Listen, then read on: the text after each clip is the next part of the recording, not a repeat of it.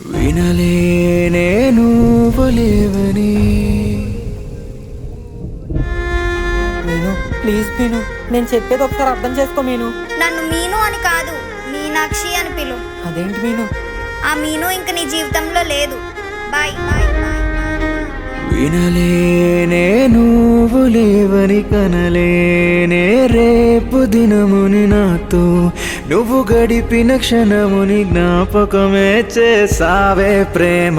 యత బరువైందే గుండె పగిలి, వ్యత మిగిలిందే ప్రాణం వదిలి.